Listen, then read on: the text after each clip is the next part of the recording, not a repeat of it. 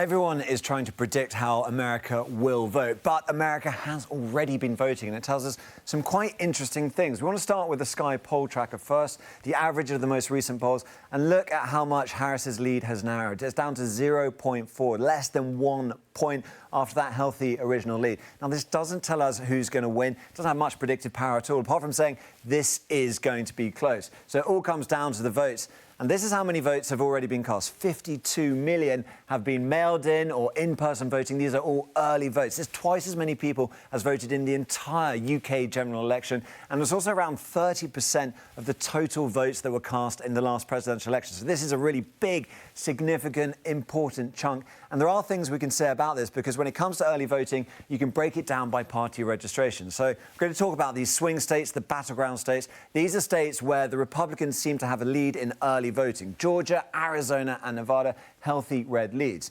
But have a look at this. This is the battleground states where the Democrats are doing well, again, according to early voting. Pennsylvania, that is really interesting because the polling shows that really tight, but there's a big Democrat lead. Same for Michigan, really tight polling, but again, a Democrat lead. But look at these ones. North Carolina here. That is really close. You've got Democrats, Republicans, and unaffiliated in grey, all are more or less the same place. And then Wisconsin, fine, you've got this Democrat lead here, but it is that 41% of votes which are unaffiliated. So really hard to say exactly what's happening in those states. Now, if we take this early voting, and it is just an indication, and we apply it to this race to 270 electoral college votes, you get the votes from the states, you add them to this column, and that's how you become president. Let's do that. According to what the voting is telling us in the early voting, give these states over here, Arizona and Nevada, to Donald Trump.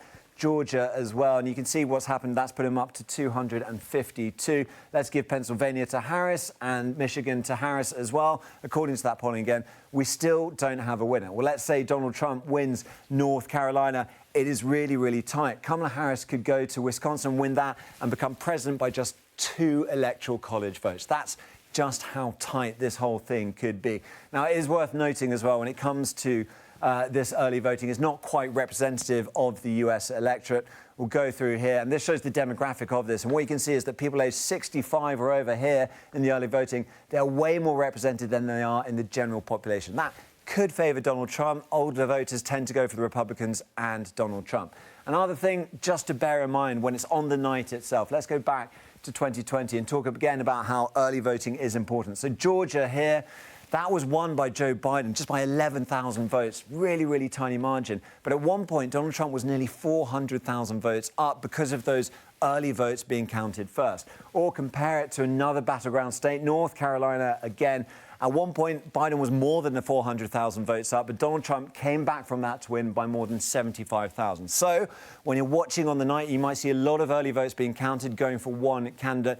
Don't say that state has been decided, and don't say that the presidential race has been decided. It is the finest of margins still.